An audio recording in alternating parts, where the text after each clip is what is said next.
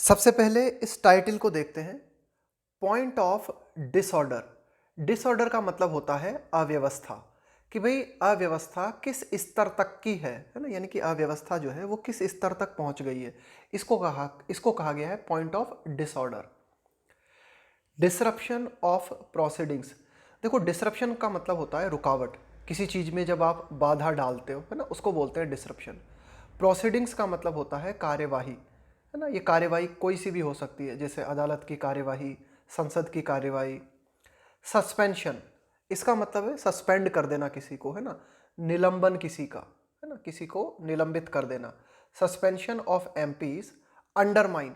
Undermine का मतलब होता है किसी चीज को हाईलाइट करना, है ना, किसी चीज को रेखांकित करना, किसी चीज के महत्व को दर्शाना। Parliamentary democracy equally.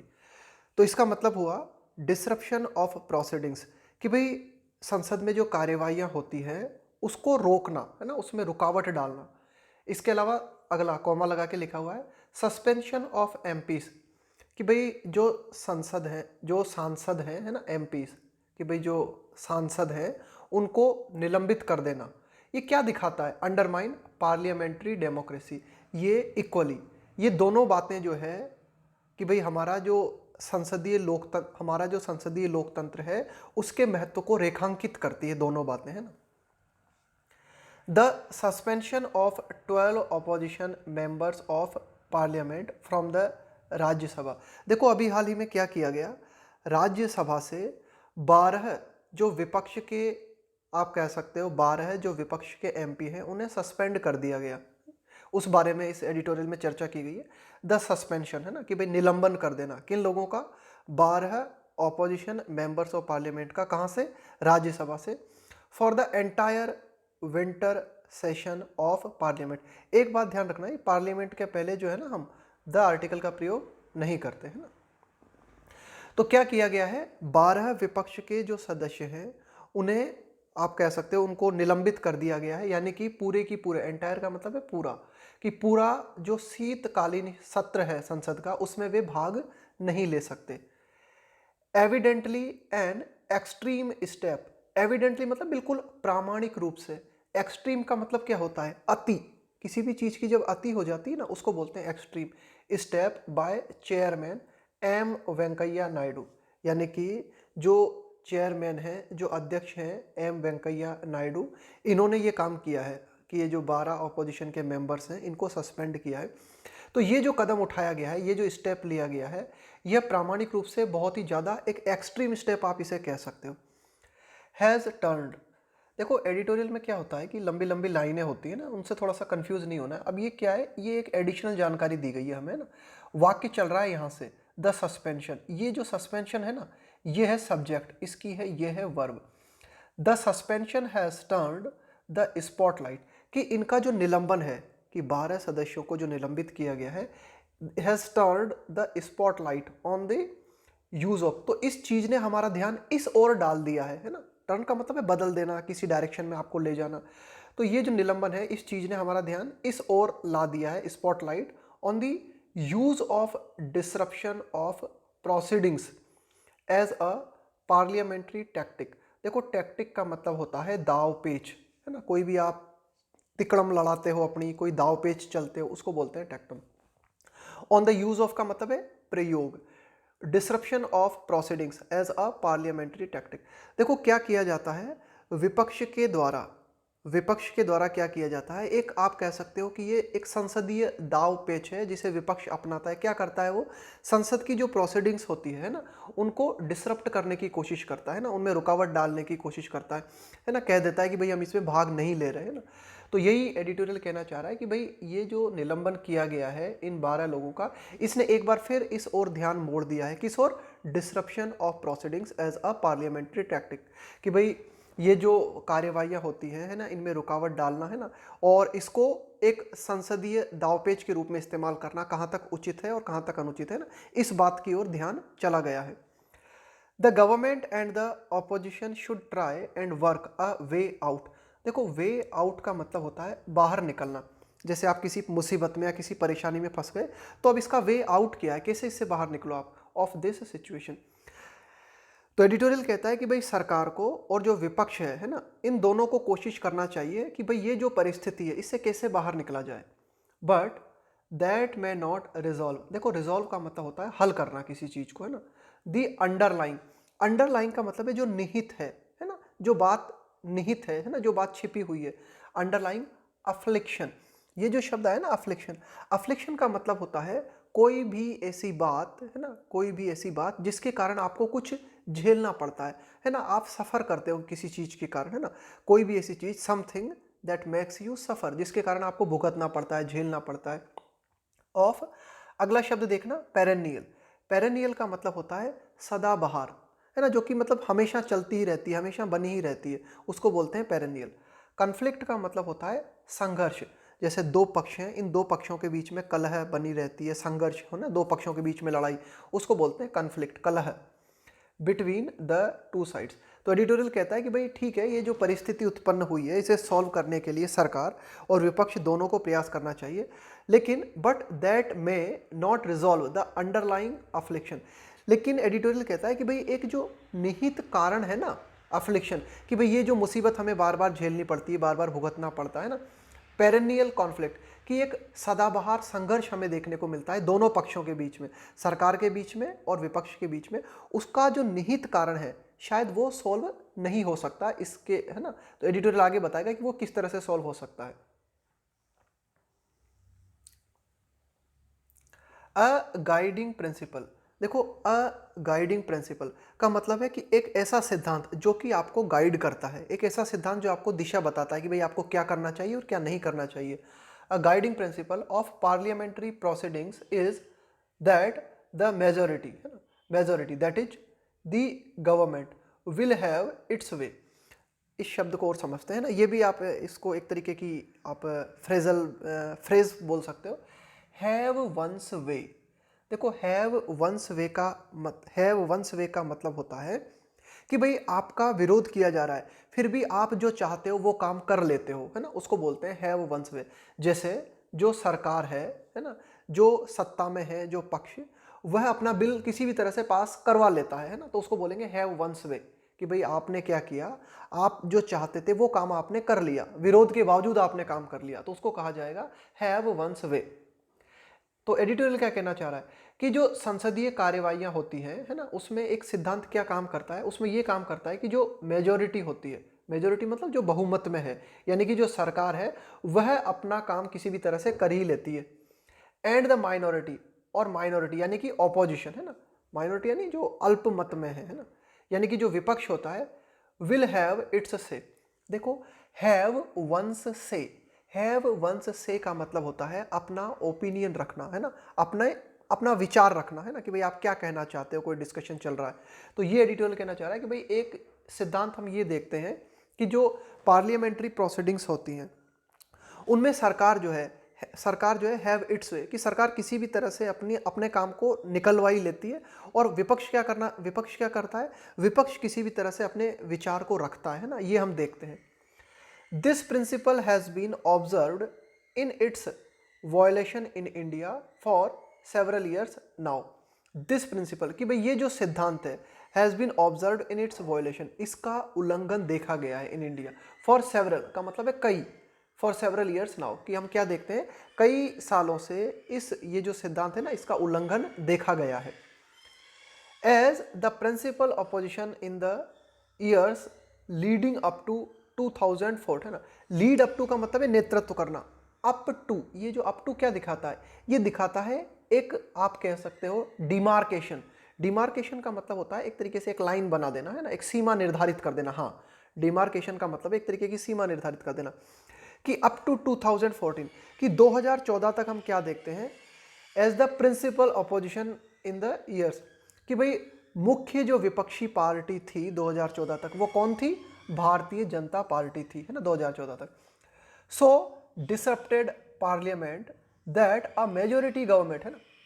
तो एडिटोरियल कहना चाह रहा है कि भाई 2014 तक बीजेपी एक प्रमुख विपक्षी पार्टी थी, उसने पार्लियामेंट को इस कदर बाधित किया, उसने संसद को इस तरह से डिसरप्ट किया, दैट अ मेजोरिटी गवर्नमेंट, कि हमें यह देखने को मिला कि एक आप कह सकते हो कि जो बहुमत वाली सरकार थी, अब majority government was render, render का मतलब होता है बना देना, रेंडर्ड डिसफंक्शनल, डिसफंक्शनल का मतलब है कोई चीज फंक्शन कर रही है, कोई चीज काम कर रही है ना, वो अपना काम करना बंद कर दे, है ना, तो आपने उसको डिसफंक्शन कर दिया, है ना, डिसफंक्शनल बना दिया उसे फॉर ईयर्स। तो एडिटोरियल यही कहना चाह रहा है कि 2014 तक बीजेपी जब विपक्ष की पार्टी थी तो उसने क्या किया, इस हद तक संसद को जो है डिसरप्ट किया, इस हद तक रुकावट डाली कि एक जो बहुमत वाली सरकार थी उसे कई सालों के लिए बीजेपी ने जो है डिसफंक्शनल बना दिया। सिंस 2014, 2014 से इन पावर, बीजेपी जो है 2014 से पावर में है ना। The BJP has tinkered with parliamentary processes in a way, तो 2014 से जब से बीजेपी आप कह सकते हो कि सत्ता में है, पावर में है, टिंकर विथ, देखो टिंकर विथ का मतलब होता है एक तरीके से, टिंकर विथ का मतलब होता है कुछ चेंजेस करना, है ना, कुछ बदलाव लाना, है ना। भाई आप किसी भी चीज को इंप्रूव करना चाहते हो, उसे रिपेयर करना चाहते हो, तो कुछ जो बदलाव लेके आते हो ना उसको बोलते हैं टिंकर विथ। ध्यान रखना टिंकर के साथ में विथ प्रेपोजिशन हम लगाते हैं। Parliamentary processes in a way, in a वे का मतलब है इस तरीके से, कि इस रूप में, इस तरीके से जो संसदीय प्रक्रियाएं हैं उनमें इंप्रूवमेंट किया गया है, उनके साथ छेड़छाड़ की गई है बीजेपी के द्वारा, दैट द ऑपोजिशन, की जो विपक्ष है, has been pinned, that the opposition has been pinned down. देखो पिन डाउन कई मतलब होते हैं इसके, यहाँ पे पिन डाउन का क्या मतलब है, that the opposition has been pin down. Pin down का मतलब है किसी को फोर्स करना, किसी को मजबूर करना कि वह आपने जो डिसीजन लिया है उस डिसीजन को माने। तो यही एडिटोरियल कहना चाह रहा है कि भाई 2014 से कई बार हमने ये देखा है कि बीजेपी ने संसदीय प्रक्रियाओं को इस तरह से इम्प्रूव किया है या उनको, उनके साथ इस तरह से बदलाव किया है कि अपोजिशन को मजबूर होके डिसीजन, कई डिसीजंस को जो है मानना पड़ा, है ना। तो यही होता है पिन डाउन का मतलब, है ना, to force someone to make a decision about something, ठीक है। Bills are passed in a hurry, देखो ये एक पूरी की पूरी फ्रेज है, इन अ हरी, इसका मतलब होता है जल्दबाजी में, कि bills are passed in a हरी, कि भाई संसद में अगर हम वर्तमान में देखें तो बिल्स, जो भी बिल्स होते हैं ना, जो भी ड्राफ्ट्स होते हैं वो जल्दबाजी में पास किए जाते हैं। एंड इवन अमिडस्ट डिन, देखो ये जो डिन शब्द आया है DIN, है ना, इस डिन का मतलब होता है एक तरीके का शोर शराबा। तो बिल जो है वो जल्दबाजी में पास किए जाते हैं, एंड इवन, और यहाँ तक कि अमिडस्ट का मतलब है के बीच, और यहाँ तक कि शोर शराबे के बीच पास किए जाते हैं। द स्क्रूटनी, स्क्रूटनी का मतलब होता है किसी चीज की बारीकी से जांच करना, है ना, देखना अच्छी तरीके से। The scrutiny of bills by committees and debate का मतलब है वाद विवाद, are few and far between, है ना, ये भी एक तरीके की हमारी फ्रेज है, ये जो आई है ना, फ्यू एंड फार बिटवीन, है ना। फ्यू एंड फार बिटवीन का मतलब होता है कोई भी ऐसी बात, है ना, जो कि बहुत कम होती है या फिर न के बराबर होती है, उसके लिए हम लगाते हैं फ्यू एंड फार बिटवीन, है ना। कोई भी चीज जो बहुत ही रेयर होती है, या तो होती ही नहीं है या बहुत कम होती है। तो स्क्रूटनी ऑफ बिल्स, तो देखो संसद में जब भी कोई बिल पारित किया जाता है तो संसद में कमिटीज बनाई जाती हैं, उन कमिटीज के द्वारा उन बिलों की पूरी तरीके से जांच की जाती है ना, डिबेट्स होती है उन बिल्स के ऊपर। लेकिन एडिटोरियल कहता है कि वर्तमान में हम क्या देखते हैं, बिल्स की स्क्रूटनी करना, उसकी जांच करना और बिल्स पर डिबेट करना, है ना, वो बहुत ही रेयर हो गया है ना, बहुत ही कम होती है। Also the decision to suspend members for their conduct, अब देखो एक और बहुत महत्वपूर्ण बात, the decision to suspend members for their conduct, conduct का मतलब यहाँ पे आचरण, in the previous monsoon session at the beginning of a new session, seems, seem का मतलब होता है प्रतीत होना, एक्सेसिवली का मतलब है कुछ बहुत ही ज्यादा, प्यूनिटिव का मतलब होता है, देखो प्यूनिटिव का मतलब होता है दंडात्मक, दंड देने से संबंधित। एडिटोरियल कहता है कि भाई ये जो संसद के जो मेंबर्स हैं इनको सस्पेंड करने का जो डिसीजन लिया गया है ना, सस्पेंड क्यों किया गया है इन्हें, कि भाई ये जो मेंबर्स हैं जिनको सस्पेंड किया गया है, इन्होंने जो मानसून सत्र था, यानी कि संसद का ये चल रहा है शीतकालीन सत्र, इसके पहले का जो मानसून सत्र था, उस मानसून सत्र के दौरान इन मेंबर्स ने जो आचरण किया था उसके लिए आप अब इनको सस्पेंड कर रहे हो एट द बिगिनिंग ऑफ, का मतलब है शुरुआत में, eight the beginning of a new session, कि नए सत्र की शुरुआत के दौरान आप पार्लियामेंट मेंबर्स को सस्पेंड करते हो उनके पिछले सत्र के आचरण के कारण ये ऐसा प्रतीत होता है कि ये कुछ ज़्यादा ही दंडात्मक हो गया। भाई आपको इनको दंड देना था पिछले सत्र के लिए तो पिछले सत्र में ही दे लेते। अब ये नया सत्र शुरू हुआ है, विंटर सेशन शुरू हुआ है और इस सत्र में आप उन्हें दंड दे रहे हो पिछले सत्र के लिए, तो एडिटोरियल कह रहा है ये कुछ ज़्यादा दंडात्मक हो गया काम। दिस इज नो डिफेंस, लेकिन एडिटोरियल कहता है कि भाई हम बचाव नहीं कर रहे हैं कि इन मेंबर्स को अगर सस्पेंड किया गया है, दिस इज नो डिफेंस है ना, कि भाई ये कोई बचाव नहीं है इन मेंबर्स का ऑफ डिसरप्शन इन जनरल, कि अगर वास्तव में डिसरप्शन का मतलब है रुकावट है ना, बाधा क्रिएट करना। इन जनरल कोई भी चीज जब इन जनरल हम बात कर रहे हैं ना, एक नॉर्मल रूप में बात करना है ना, सामान्य रूप में, इन जनरल और the this is no defence of disruption in general और the behaviour of the particular MP. Editorial कह रहा है कि भाई हम जो बिहेवियर ऑफ पर्टिकुलर एमपीस है ना, कि भाई जो कुछ खास एमपीस हैं जिन्होंने ऐसा बर्ताव किया है जिसके चलते उनको निलंबित किया गया है, उनका जो बिहेवियर है ना, उसका हम बचाव नहीं कर रहे हैं। बट द पनिशमेंट, लेकिन जो दंड दिया गया है, इज ओनली वर्सनिंग। देखो वर्स का मतलब क्या होता है, कोई बुरी जो कंडीशन है वो और भी ज़्यादा खराब हो जाए है ना, और भी हालात बदतर हो जाते हैं, उसको बोलते हैं वर्स।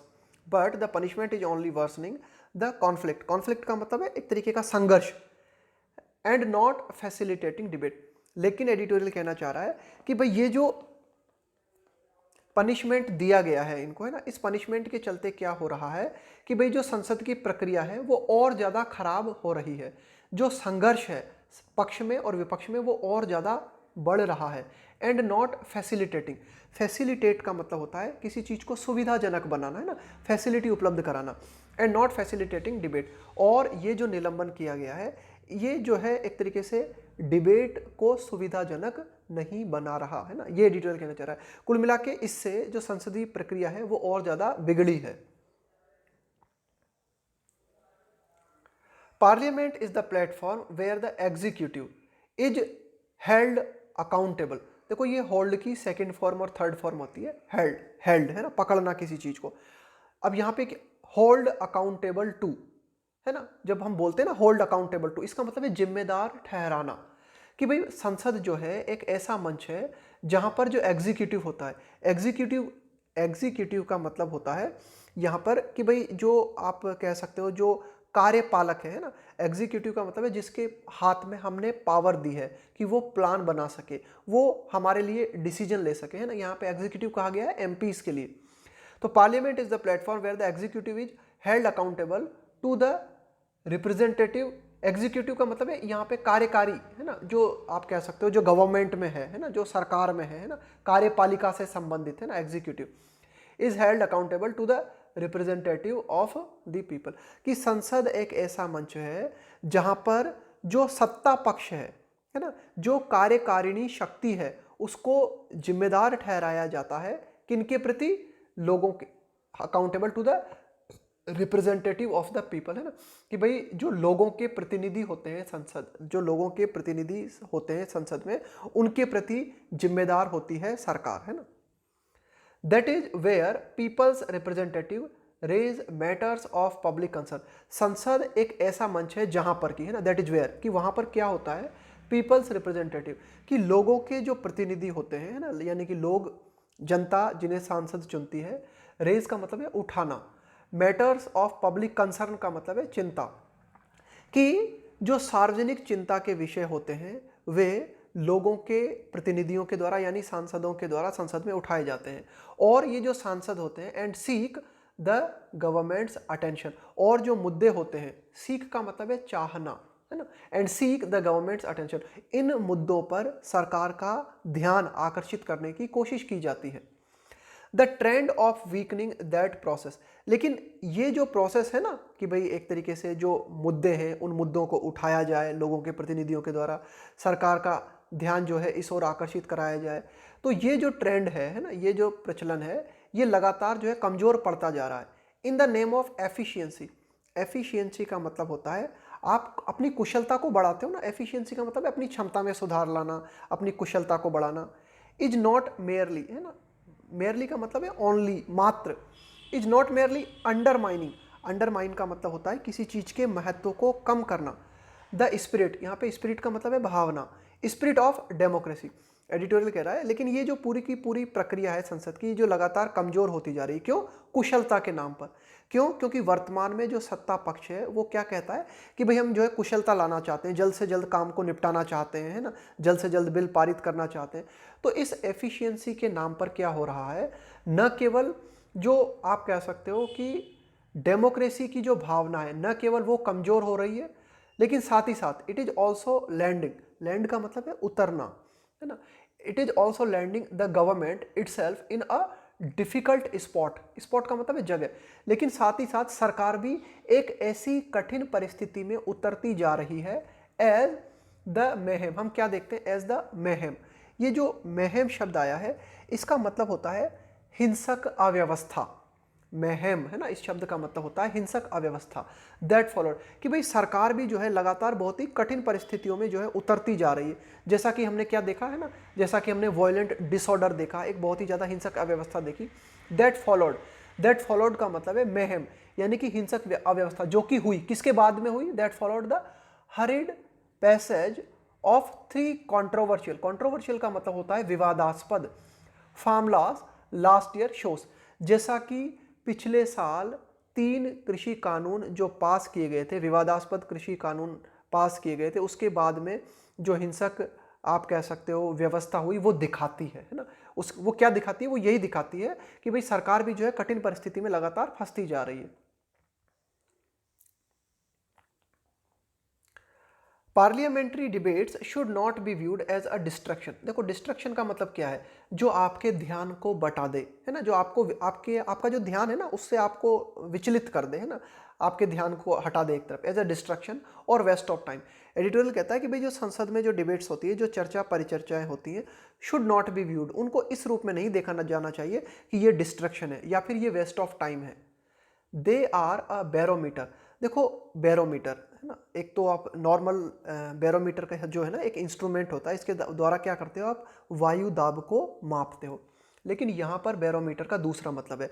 यहाँ पे बैरोमीटर का मतलब है कोई भी ऐसी चीज जो कि एक तरीके से परिस्थितियों में परिवर्तन को दिखाती है, कोई भी ऐसी चीज जो कि परिस्थितियों में परिवर्तन को या लोगों के ओपिनियंस जो है उसमें परिवर्तन को दिखाती है। They are a barometer of public mood. Editorial कहता है कि भाई संसद में जो परिचर्चाएं होती हैं वह जो पब्लिक का मूड है उसको रिफ्लेक्ट करती है ना, and must be respected as such. और इस रूप में, एज सच का मतलब है और इस रूप में हमें क्या करना चाहिए? पार्लियामेंट्री जो डिबेट्स होती हैं उनका सम्मान करना चाहिए बाय बोथ। और ये सम्मान जो है पार्लियामेंट्री डिबेट्स का दोनों पक्षों की तरफ से होना चाहिए, by both the ruling side and the opposition. कि भाई जो सत्ता पक्ष है, ruling side and the opposition, कि भाई सत्ता पक्ष और सत्ता विपक्ष दोनों की तरफ से पार्लियामेंट्री डिबेट्स का सम्मान होना चाहिए। Disruption as a brief momentary. Momentary का मतलब ये होता है क्षणिक, जो थोड़ी देर के लिए हो, है ना, एफेमेरल। ब्रीफ का मतलब भी यही होता है संक्षिप्त, है ना, थोड़ी देर के लिए। डिसरप्शन रुकावट। As a brief momentary reaction का मतलब है प्रतिक्रिया to a situation that demands debate is understandable.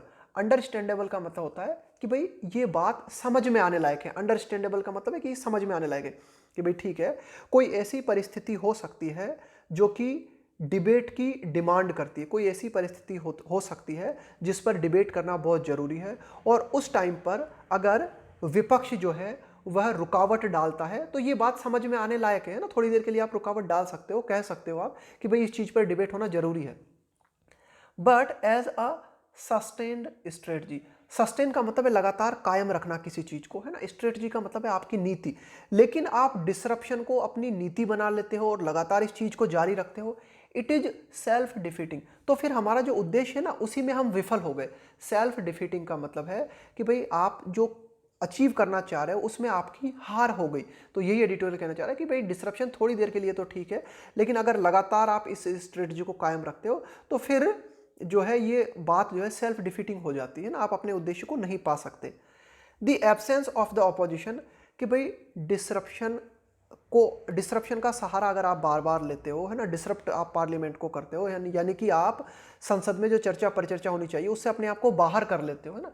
The absence का मतलब है अभाव of the opposition will only leave the government even more unchecked. देखो अनचेक्ड। चेक का मतलब क्या होता है? चेक का मतलब होता है किसी को देखना, चेक करना, है ना, कि भाई कोई व्यक्ति ठीक कर रहा है या गलत कर रहा है ना, उसको करना। तो अगर ऑपोजिशन जो है, the absence of the opposition will only leave का मतलब है छोड़ना, the government even more unchecked, कि भाई अगर ऑपोजिशन संसद से हट जाता है किसी भी रूप में, तो फिर सरकार जो है वो और भी ज्यादा एक तरीके से अनचेक्ड हो जाएगी, सरकार अपनी मर्जी से जो करना चाहेगी वो करेगी, है ना, ये एडिटोरियल कहना चाह रहा है। It was the BJP's Arun Jaitley who theorized on the legitimacy। देखो लेजिटिमेसी होता है ना, कोई भी किसी भी चीज का कानून के अकॉर्डिंग होना, है ना, किसी भी चीज का वैध होना, किसी भी चीज का लीगल होना, कि ये बीजेपी के अरुण जेटली थे जिन्होंने कि इस थ्योरी को दिया, कि इस थ्योरी को उन्होंने ये कहा on the legitimacy of disruptions as a parliamentary instrument, कि भाई उन्होंने इसे संसद का एक उपकरण के रूप में बताया, है ना, कि भाई ये जो है, कि भाई मिस्टर अरुण जेटली जो थे इन्होंने इस थ्योरी को प्रतिपादित किया कि भाई जो डिसरप्शन होता है ना, एक तरीके से जो रुकावट डाली जाती है संसद की कार्यवाही में, वह वैध है, वह लीगल है। इस चीज को प्रतिपादित किया मिस्टर अरुण जेटली ने, है ना, और संसद में इसका प्रयोग किया जा सकता है ना। इट इज टाइम, लेकिन एडिटोरियल कहता है कि भाई अब समय आ गया है, अब समय हो गया है टू शन। शन का मतलब है त्यागना किसी चीज को, है ना, किसी चीज को, है ना, टू शन दैट आइडिया। कि एडिटोरियल ये कहना चाह रहा है कि मिस्टर अरुण जेटली का ये जो विचार था ना कि डिसरप्शन जो है वह बहुत ही एक तरीके से कानूनी है ना, और ये थ्योरी उन्होंने दी थी, तो वक्त आ गया है कि इस विचार को हम त्याग दें। The government must make amend. Amend का मतलब होता है कुछ संशोधन करना, कुछ इंप्रूवमेंट करना, है ना। The government must make amends to restore. Restore का मतलब होता है पुनः बहाल करना किसी चीज को, ना, पुनः उसी अवस्था में लाना। द फंक्शन ऑफ पार्लियामेंट, कि भाई संसद को क्या, सरकार को क्या करना चाहिए, कुछ संशोधन करना चाहिए, कुछ इंप्रूवमेंट करना चाहिए, ताकि जो संसद का जो फंक्शन है ना, उसको नॉर्मल किया जा सके, उसको पहले जैसा किया जा सके। और सरकार ऐसा कैसे कर सकती है? Bye differing. देखो डेफर का मतलब है यहाँ पे डेफर का मतलब है मान लेना किसी चीज को, है ना, bye differing to parliamentary mechanism, कि भाई जो संसदीय, आप कह सकते हो कि जो संसदीय सिस्टम है, जो संसदीय तंत्र है, उस संसदीय तंत्र को मानते हुए सरकार को क्या करना चाहिए? प्रोसेस को जो है स्मूथ बनाने की कोशिश करनी चाहिए ना। And also through informal channels. इसके अलावा देखो, एक तो होते हैं फॉर्मल चैनल, कि मतलब ऑफिशियल जो बातचीत होती है ना, उसको कहा जाता है फॉर्मल चैनल। इनफॉर्मल चैनल का मतलब है ऑफिशियल बातचीत नहीं होती, लेकिन फिर भी जो है आप कह सकते हो कि पीछे के रास्तों से, है ना, आप जो है बातचीत करते हो। जैसे मानो कि दो ग्रुप हैं, उनके बीच में एक तो होती है ऑफिशियल बातचीत, है ना, कि भाई सबके सामने पब्लिकली जो है बातचीत की जाती है। एक है पब्लिकली बातचीत नहीं की जाती है ना, वो एक व्यक्तिगत स्तर पे बातचीत की जाती है ना, एक तरीके से अनऑफिशियली। तो यही एडिटोरियल कहना चाह रहा है कि भाई सरकार को जो है जो कुछ भी हो सकता है वो करना चाहिए, और जो हमारी संसदीय प्रक्रिया है उसको सुधारना चाहिए। उसके लिए सरकार क्या क्या कर सकती है? कि भाई जो संसदीय सिस्टम है हमारा, है ना, उसको मानना चाहिए ना, उसको डेफर, उसको मानना चाहिए। और साथ ही साथ एंड ऑल्सो थ्रू का मतलब है के माध्यम से, informal channels of communication with the opposition, कि कम्युनिकेशन का मतलब है संवाद, कि विपक्ष के साथ अनऑफिशियल तरीके से भी संवाद करते हुए सरकार को जो पूरा की पूरा पार्लियामेंट्री सिस्टम है उसको और ज़्यादा इम्प्रूव करने की कोशिश करनी चाहिए।